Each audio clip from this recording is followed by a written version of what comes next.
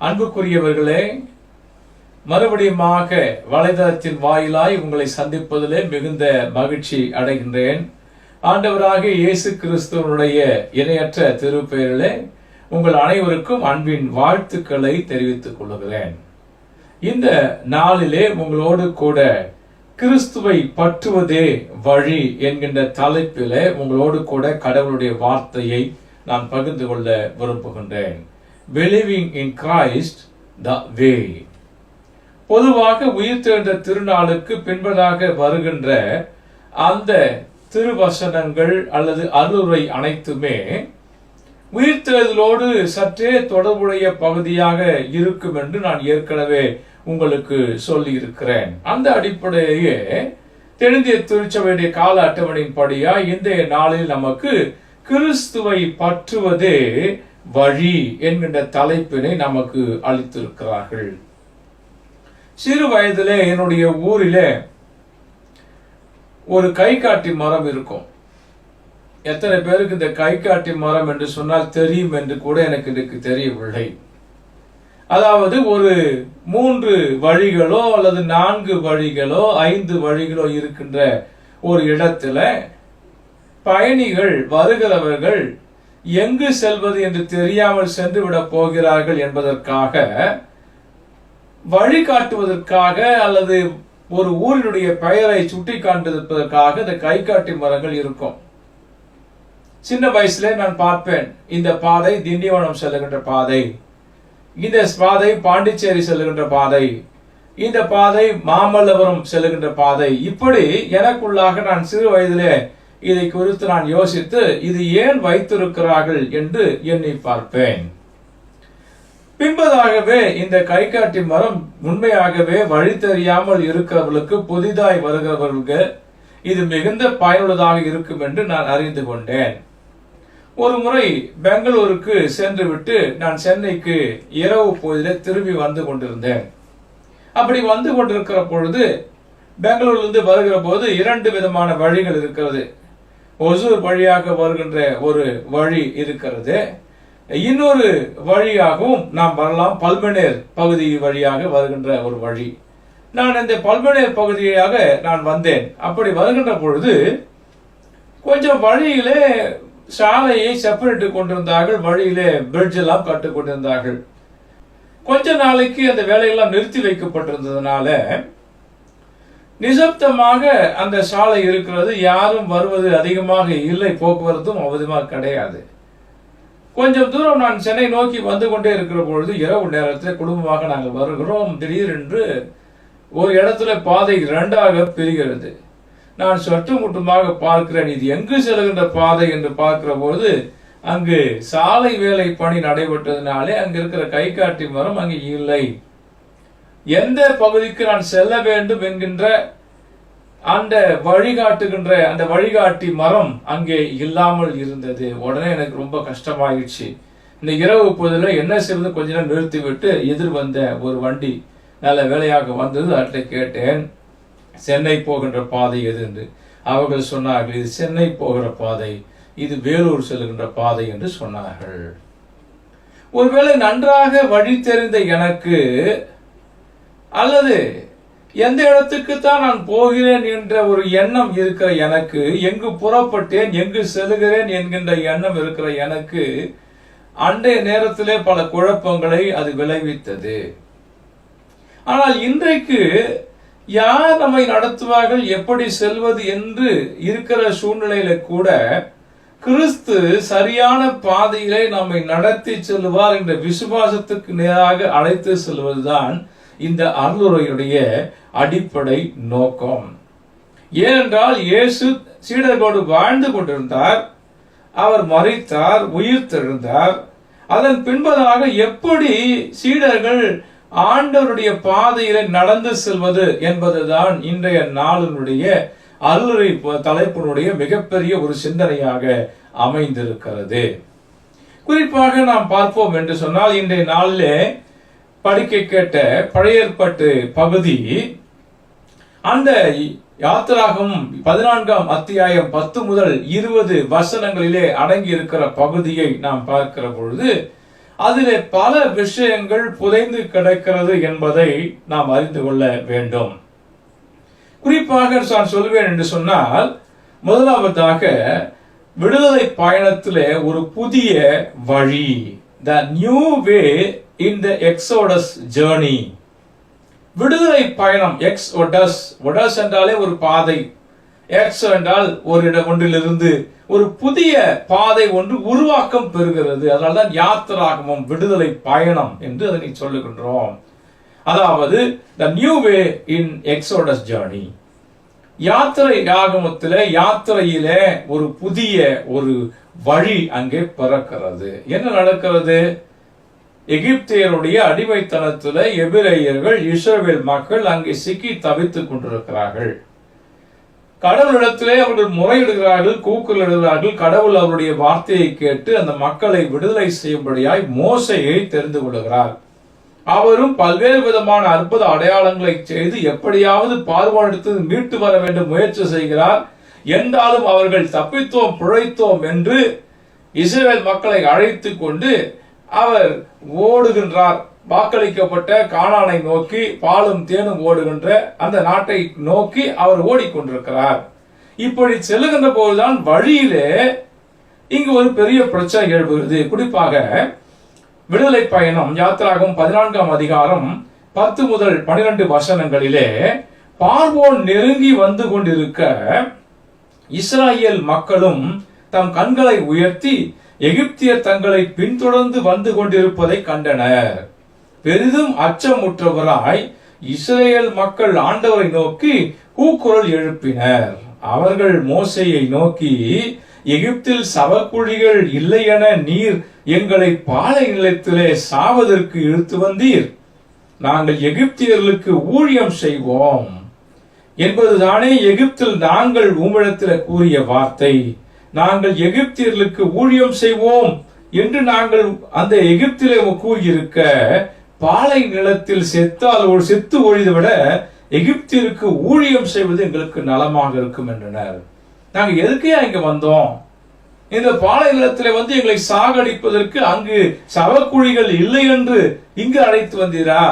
இப்போது நான் என்னை அழைத்து வந்து பின்னாலாகவே அங்கு எகிப்தியர்கள் எங்களை தொடர்ந்து வந்து கொண்டிருக்கிறார்கள். பார்வோனுடைய படைகள், பார்வோன் எங்களை நெருங்கி வந்து கொண்டிருக்கிறார். எங்களை அழிக்கும்படியாக நீர் இங்கே கொண்டு வந்தீரா? As Pharaoh drew near, the Israelites looked back, and there were the Egyptians advancing on them. In great fear, the Israelites cried out to the Lord. They said to Moses, was it because there were no graves in Egypt that you have taken us away to the wilderness? What have you done to us, bringing us out of Egypt? Is this not the very thing we told you in Egypt? Let us alone and let us serve the Egyptians. For it would have been better for us to serve the Egyptians than to die in the wilderness. நாங்கள் எகிப்திலேயே அங்கிருந்து நாங்கள் அடிமைப்பட்டு செத்து ஒழிந்திருப்போமே, நீ எங்களை ஏன் கொண்டு வந்திரு? இதுதான் உங்க கேள்வி. எப்படி இருக்க ஒரு தலைவனுக்கு? கஷ்டப்படுகிறார்கள் மக்கள் என்று ஆண்டவர் அவரை அழைத்து, என் மக்களை நீ பார்வோனிடத்து மீட்டு எடுத்து வர வேண்டும் என்று சொல்லுகிறார். அவரும் ஆண்டவர் நம்மை அழைத்தாரே என்று சொல்லி ஆண்டவர் சொன்ன வார்த்தைக்கு கீழ்ப்படிந்து இந்த மக்களை அழைத்து வருகிறார்கள். அவர்களும் ஜாலியாகத்தான் வந்தார்கள். ஆனால் எகிப்தியர்கள் பின்னே தொடர்ந்து வருகிறார்கள். ஏன் என்று சொன்னால், முன்னே சிவந்த சமுத்திரம் இருக்கிறது, செங்கடல் அங்கு இருக்கிறது. பின்னாலாக எகிப்தியர் படை வந்து கொண்டிருக்கிறது. எப்படியும் நாம் செத்து மடிவோம் என்கின்ற சூழ்நிலை அங்கு ஏற்பட்டு விடுகிறது. இந்த நிலையில் தான் அவர்கள், என்னை ஏன்பா இங்கு அழைத்து வந்தீர்? இன்றைக்கு இருக்கிற சூழ்நிலைகளை பார்க்கிற போது இதுதான் நமக்கு பிரச்சனை. வெளியவும் போக முடியல, உள்ளமும் இருக்க முடியல. வெளியே போனா என்ன பிரச்சனை நம்மை சூழ்ந்து கொண்டு திரும்ப வரப்போகிறது. உள்ளே இருந்தாலும் நம்முடைய பொருளாதாரம் என்ன, நம்முடைய உழைப்பு என்ன, வேலை வருமானம் என்ன, இப்படி ஒரு கேள்விக்குறிகள். இந்த 2 விதமான சூழ்நிலையில் தான் நாம் சிக்கி தவித்துக் கொண்டிருக்கிறோம். இந்த நிலையில் தான் மோசே அந்த இஸ்ரவேல் மக்களுக்கு ஒரு நம்பிக்கையை தருகிறார். அந்த நம்பிக்கை என்ன என்று பார்க்கிற பொழுது, விடுதலை பயணம் யாத்திராகமும் 14ஆம் அத்தியாயம் 13-14 வசனங்களிலே மோசே மக்களை நோக்கி, அஞ்சாதீர்கள், நிலை குலையாதீர்கள், இன்று ஆண்டவர் தாமே உங்களுக்காக ஆற்றும் விடுதலை செயலை பாருங்கள். இன்று நீங்கள் காணும் எகிப்தியரை இனிமேல் என்றும் காணப்போவதில்லை. ஆண்டவரே உங்களுக்காக போரிடுவார், நீங்கள் அமைதியாய் இருங்கள். But Moses said to the people, do not be afraid, stand firm and see the deliverance that the Lord will accomplish for you today. For the Egyptians whom you see today, you shall never see again. The Lord will fight for you, and you have only to keep still. நீங்கள் அமைதியாயிருங்கள், உங்களுக்காக கடவுள் யுத்தம் செய்வார் என்கின்ற செய்தியை அங்கு சொல்லுகிறார். இந்த மக்களாலே இதை நம்பி இருக்க முடியுமா? கடவுள் நமக்காக யுத்தம் செய்கிறவரா இருப்பாரா? நாம் அமைதியாக இருக்க முடியுமா? ஏனென்று சொன்னால் உயிர் போகின்ற நிலை இன்றைக்கு வந்து கொண்டிருக்கிறது. இந்த நிலையில எப்படி நாம் பிழைப்போம் என்பதுதான் அவர்கள் முன்பாக இருந்த ஒரு கேள்வியாய் இருக்கிறது. குறிப்பாக 15வது வசனம் 16வது வசனம் இந்த யாத்திராவும் 14ஆம் அத்தியாயத்தில் நாம் பார்க்கிற பொழுது ஆண்டவர் சும்மா இருக்கவில்லை. ஆண்டவர் பேச தொடங்கி விடுகிறார். ஆண்டவர் மோசேயை நோக்கி, ஏன் என்னை நோக்கி அழ வேண்டும்? முன்னோக்கி செல்லும்படியா இஸ்ரவேல் மக்கள் சொல். நீங்கள் ஏன் என்னை நோக்கி நீங்கள் அழுது கொள்ள வேண்டும்? That the Lord said to Moses, why do you cry out to me? Tell the Israelites to go forward. அவருடைய இஸ்ரவேல் மக்களுடைய சொல், நீ முன்னே போக சொல். ஏன் அவர்கள் என்னை பார்த்து அவர்கள் அழுது கொண்டிருக்கிறார்கள்? ஏன் அவர்கள் அழ வேண்டும் என்பதுதான் இங்கே எழுப்பப்படுகிற ஒரு கேள்வியாய் இருக்கிறது. இன்றைக்கும் நமக்கு வாழ்க்கையில என்ன செய்வது என்று செய்ய முடியவில்லை. வலது பக்கமும் பார்க்க முடியவில்லை, இடது பக்கமும் பார்க்க முடியவில்லை. பின்னாலே திரும்பி பார்த்தால் சத்துரு வேகமாக வந்து கொண்டிருக்கிறார், நம்மை கைப்பற்றும்படியாக, நம்மை பிடிக்கும்படியாக, நம்முடைய உயிரை வாங்கும்படியாய், நம்மை துன்புறுத்தும்படியாய், நம்மை துரத்தும்படியாய், நம்மை நிர்கதியாக்கும்படியாய், எப்படியாவது நம்மை அடக்கி விட வேண்டும், ஒடுக்கி விட வேண்டும் என்கிற நிலையிலே நம்மை பின்னாக அவர் துரத்தி கொண்டு வந்து கொண்டிருக்கிறார். முன்பதாக செல்லாம் என்றால் சமுத்திரம், கடல் இருக்கிறது. அந்த கடலிலே நம்மால் அங்கே முன்னால் செல்ல முடியாது. போனால் செத்து விடுவோம், இருந்தாலும் செத்து விடுவோம். இந்த ஒரு நிலையில் தான் அவர்கள் இருக்கிறார்கள். இன்றைக்கு நாம் யோசித்து பார்ப்போமா? வாழ்வினுடைய பல நேரங்களிலே இப்படிப்பட்ட கஷ்டமான நிலையில் தான் நாம் இருந்து கொண்டிருக்கிறோம். இப்படிப்பட்ட கஷ்டமான நிலையிலே நாம் ஆண்டவரை நோக்கி பார்க்க வேண்டியவர்களாக இருக்கிறோம். மோசேவுக்கு இதே பிரச்சனை தான். இஸ்ரவேல் மக்களை வழிநடத்தி செல்லும் போது அவ்வளவு கஷ்டமான ஒரு சூழ்நிலை எழுப்புகிறது. நீங்கள் ஏன் என்னை நோக்கி அழ வேண்டும்? நீங்கள் முன்னோக்கி செல்லும்படியாக இஸ்ரவேல் மக்களிடம் நீ சொல். கோலை உயர்த்தி பிடித்தவாறு உன் கையை கடல் மேல் நீட்டி அதனை பிரித்து விடு. இஸ்ரேல் மக்கள் கடல் நடுவே உலர்ந்த தரையிலே அவர்கள் நடந்து செல்வார்கள். இதெல்லாம் நடக்குமா? You lift up your staff and stretch out your hand over the sea and divide it, that the Israelites may go into the sea on dry ground. இஸ்ரவேல் மக்கள் வெட்டாந்தரையிலே நடந்து செல்லும்படியாய் உன் கோலை எடுத்து உயர்த்தி கடல் மீது நீட்டு, அது இரண்டாக பிரியும்படியா நீட்டு, அதை பிரி என்று சொல்லுகிறார். இதெல்லாம் எப்படி இருந்திருக்கும் மோசேவுக்கு? ஏதோ நீங்கள் பாம்பு எடுத்தீர்கள், கயிறு போல தெரிந்தது, இதையெல்லாம் நான் செய்தேன், இப்போ இந்த கோலை இதற்கு தானா கொடுத்திருக்கிறீர்கள்? இவ்வளவு பெரிய கடல் நீர் என்னுடைய கோலை நீட்டும் போது அது வெட்டாந்தரையமாக மாறுமா? ரெண்டு பக்கமும் வழிவிட்டு அது போகுமா என்பதெல்லாம் இந்த மோசேக்கு கேள்வியாக இருந்திருக்க கூடும். ஆனால் இங்கு நடைபெற்ற விஷயம் என்ன என்றால், அவ்விதமாக மோசே அங்கு அவருடைய கோலை நீட்டுகின்ற பொழுது அது அப்படியே விலகுகின்ற, தண்ணீர் விலகி செல்கிறது. செங்கடலை இரண்டாக பிளந்து அந்த ரெண்டு பக்கமும் தண்ணீர் நிற்க இஸ்ரவேல் மக்கள் அந்த காற்றின் மூலமாய் அது ஓரமாய் ஒதுங்குகின்ற சூழ்நிலையிலே அவர்கள் நன்றாக நடந்து போய் அந்த செங்கடலை தாண்டி போனார்கள். அது மட்டும் இல்ல, இவர்கள் செங்கடலை தாண்டி போனார்கள், பின்பதாக பார்வோரும் அந்த வழியாக வந்திருக்க வேண்டும். அவர் வரும்போது அது திரும்பவும் பழைய நிலைக்கு வந்துவிட்டது. ஆண்டவர் நம்மை பார்த்து இதுதான் இப்பொழுது கேட்கிறார். பாதை இல்லை என்று நீங்கள் நினைக்கிறீர்களா? எந்த பக்கமும் செல்ல முடியவில்லை நினைக்கிறீர்களா? எதிரி நம்மை அதிகமாய் அழுத்தி கொண்டிருக்கிறான், நம்மை பழிவாக துடித்துக் கொண்டிருக்கிறான் என்று நினைத்துக் கொண்டிருக்கிறீர்களா? இப்படி ஒரு சிந்தை வருகிற போதுதான் செத்து போயிருக்கலாம் என்று நினைப்போம். நாம் அங்கே இருந்திருக்கலாம் என்று நினைப்போம். இந்த இடத்திற்கு வந்து பாலும் தேனும் ஓடுகின்ற அந்த கானான் நாட்டுக்கு நான் போக வேண்டும் என்று ஏன் நான் ஆசைப்பட்டிருக்க வேண்டும்? நம்முடைய வாழ்க்கையிலே அப்படித்தான். பல உன்னதமான நிலையை அடைய வேண்டும் என்றால் பல கஷ்டங்களை கட்டாயம் நாம் அனுபவித்துத்தான் ஆக வேண்டும்.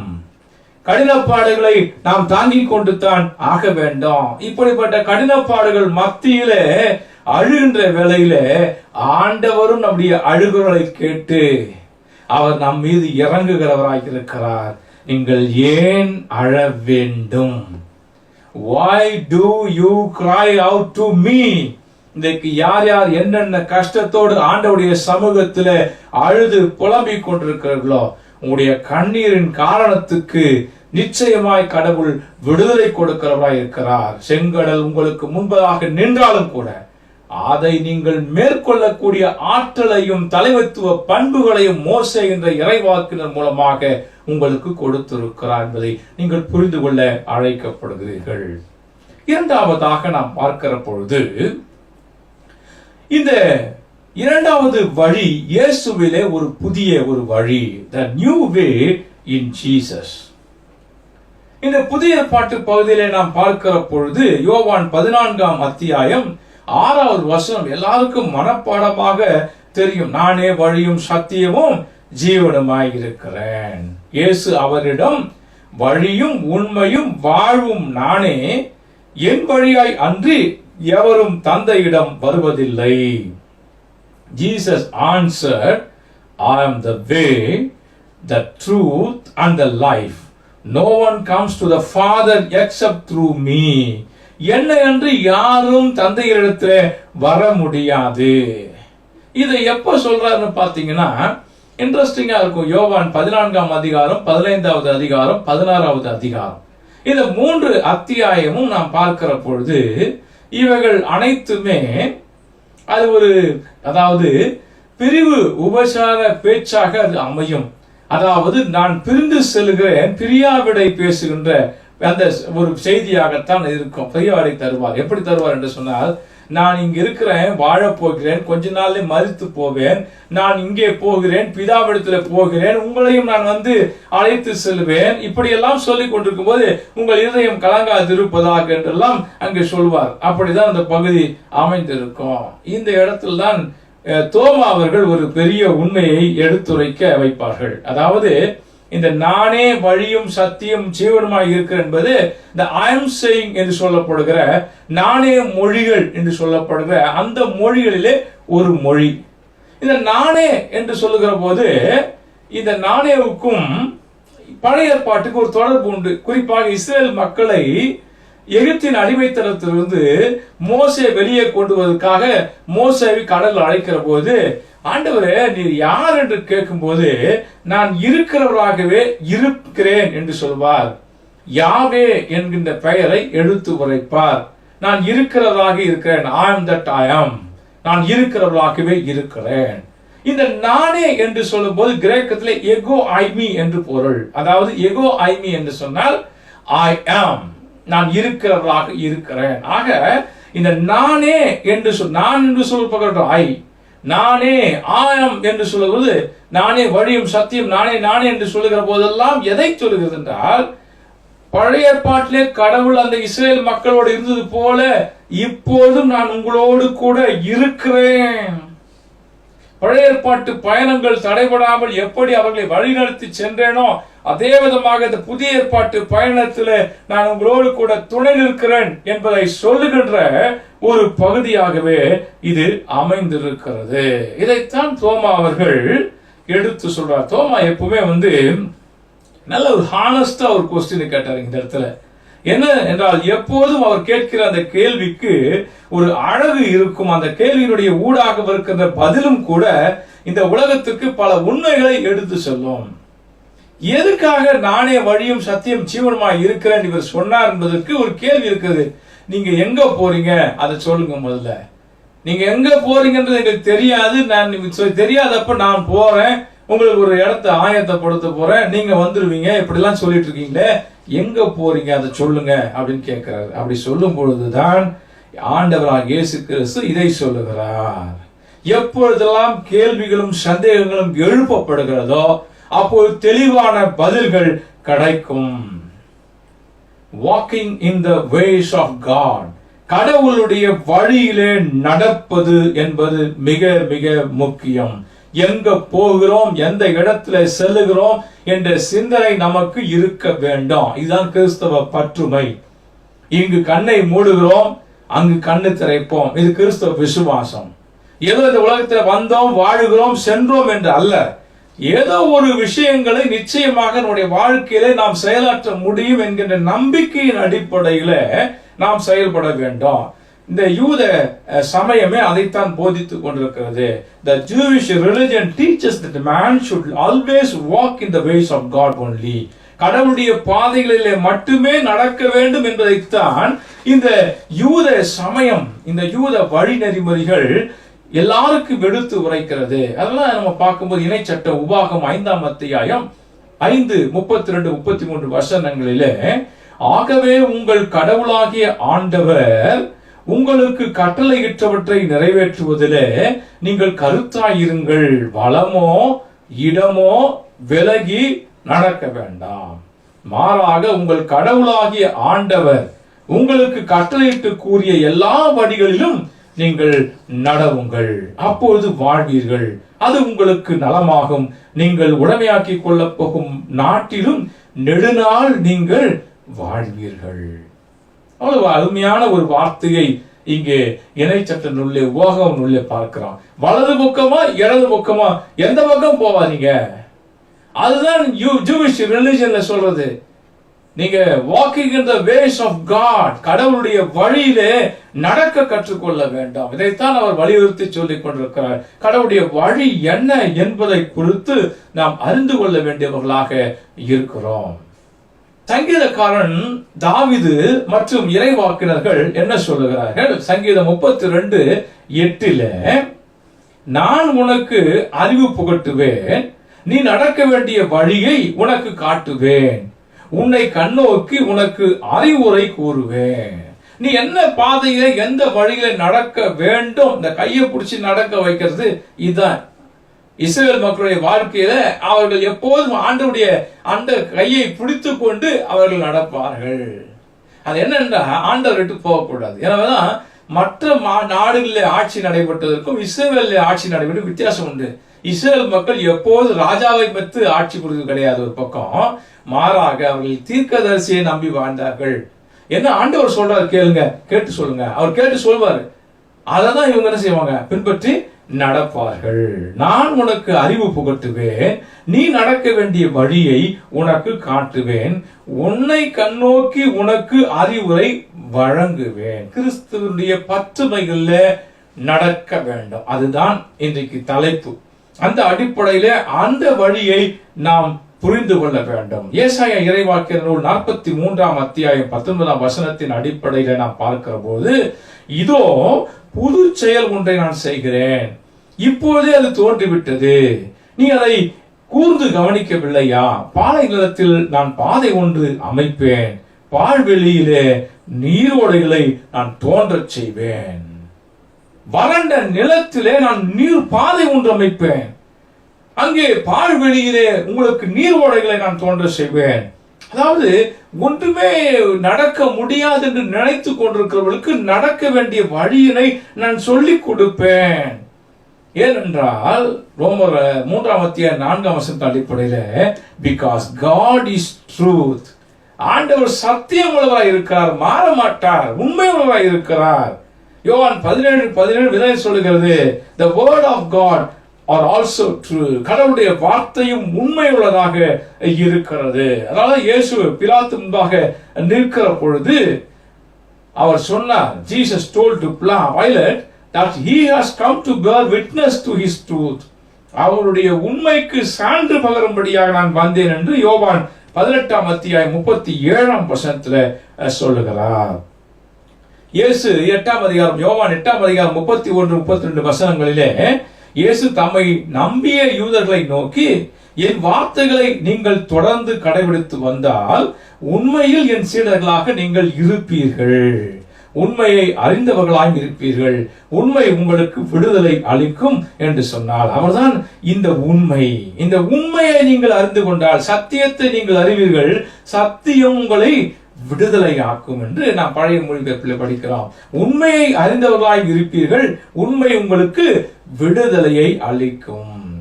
If you hold to my teachings, you are really my disciples. என் வார்த்தைகளை நீங்கள் தொடர்ந்து கடைபிடித்து வந்தால் எனக்கு சீடர்களாய் இருப்பீர்கள். Then you will know the truth. அப்போது நீங்கள் உண்மையை அறிந்து கொள்வீர்கள். The truth will set you free. அந்த உண்மை சத்தியம் உங்களை விடுதலை ஆக்கும். அதுதான் இன்றைக்கு நாம் இந்த விஷயத்தை புரிந்து கொள்ள வேண்டும். ஆண்டவருடைய வழியில நடக்கிறோம் என்றால் எப்படி? ஆண்டவருடைய சத்தியத்தில் நடக்க வேண்டும். ஆண்டவருடைய பாதை எப்படி தெரியும்? இந்த திருமறையின் வாக்கியங்களிலே ஆண்டவருடைய பாதை நமக்கு தெரியும்.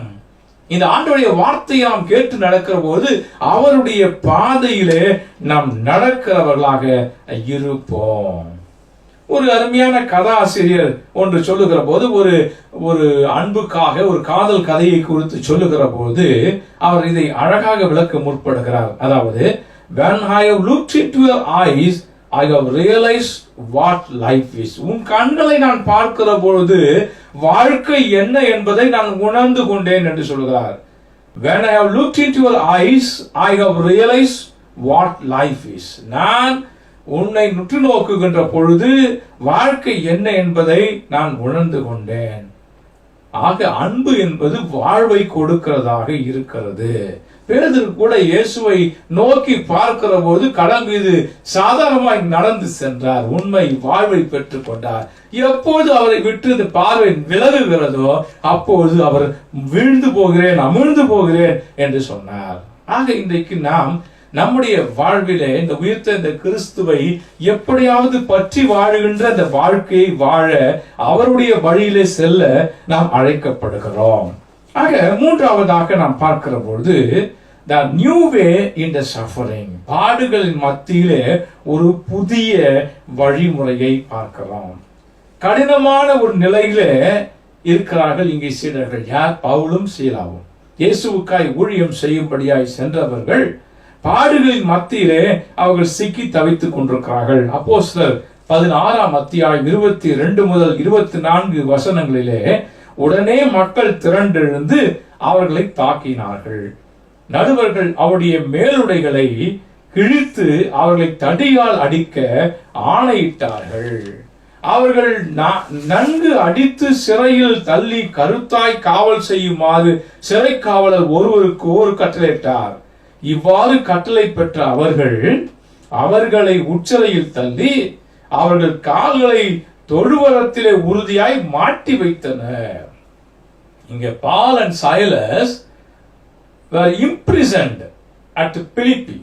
பிலிப்பு பட்டணத்திலே அவர்கள் சிறைச்சாலையிலே அவர்கள் உள்ளே போடப்பட்டார்கள். சிறைச்சாலையிலே வெளியே அங்கிருக்கிற அன்பர்கள் தங்களுக்காக ஜெபித்துக் கொண்டிருக்கிறார்கள். அது ஒரு பக்கம் இருக்கட்டும். உள்ளே இருக்கிறவர்கள் என்ன செய்தார்கள்? They praised God through song and prayers. ஜெபத்தினாலும் பாடலினாலும் அவர்கள் கடவுளை மாட்சிமைப்படுத்திக் கொண்டிருந்தார்கள். எவ்வளவு பெரிய சந்தோஷமான விஷயம் பாருங்க. இவனை போட்டு ஜெயில போட்டா இவன் அமைதியா இருப்பான். இவன் ஜெயில போட்டா இவனுடைய எல்லாவித குற்றங்களும் அடங்கிவிடும், இவனுடைய எல்லா திமிரும் அடங்கிவிடும் நினைக்கிற போது அவர்கள் அப்படிப்பட்ட சூழ்நிலையில கூட கடவுளை நோக்கி பாடி அவர்களை துதித்துக் கொண்டிருந்தார்கள். ஹல்லேலூயா.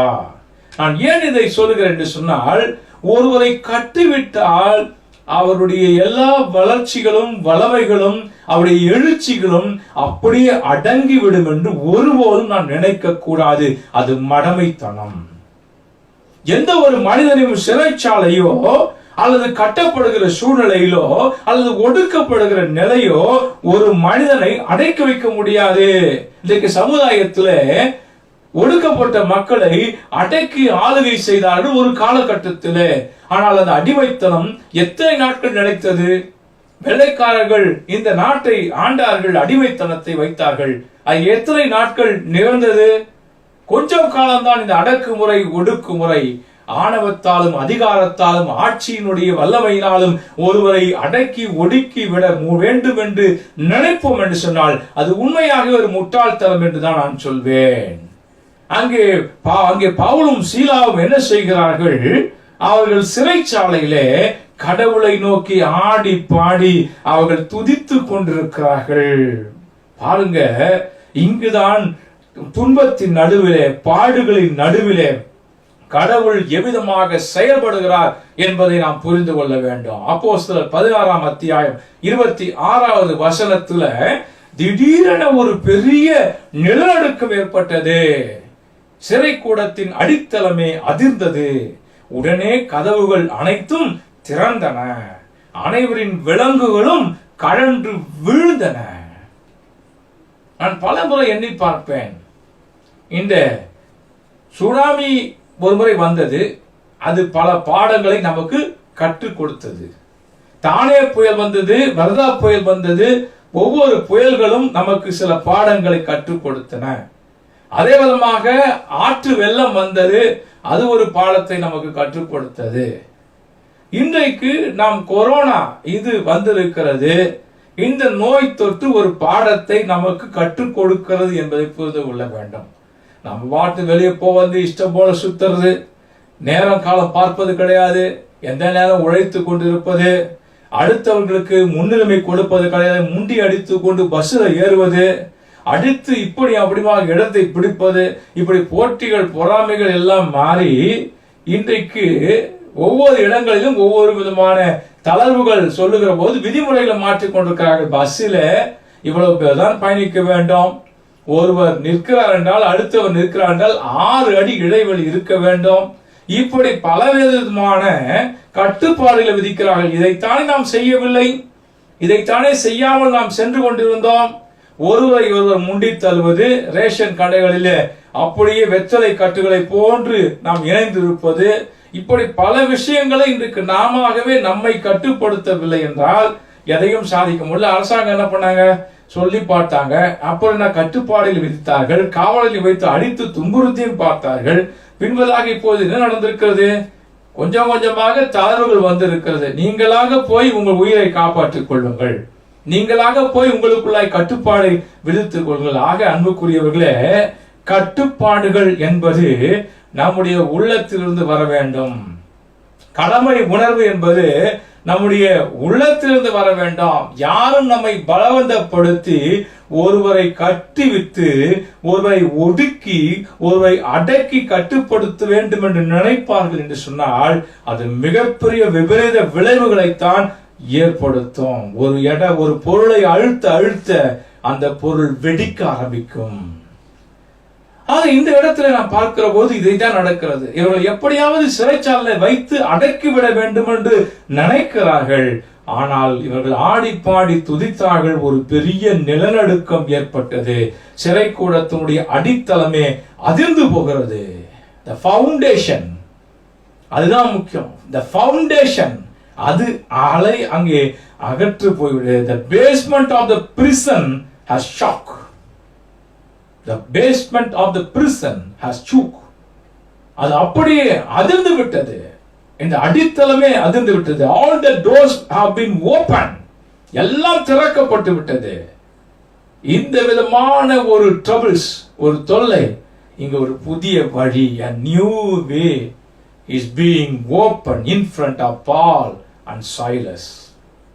இப்படி ஒரு அதிர்வுகள் ஏற்படுகிற பொழுது இந்த எக்ஸ்ப்ளோர் ஆகும் பொழுது ஒரு புதிய வழியை திறக்கிறது. அடக்குமுறைகள் ஒடுக்குமுறைகள் எங்கே ஏற்படுகிறதோ அந்த இடத்துல ஒரு புதிய வழிமுறை திறக்கும் என்பதை நான் உங்களுக்கு சொல்லுகிறேன். அந்த வழிதான் இவர்களுக்கு திறந்தது. அந்த சிறைச்சாலை கதவுகள் அகன்று போன, விலங்குகள் எல்லாம், செயின்ஸ் எல்லாம் போயிடுச்சு. இவர்கள் வெளியே வருகிறார்கள்.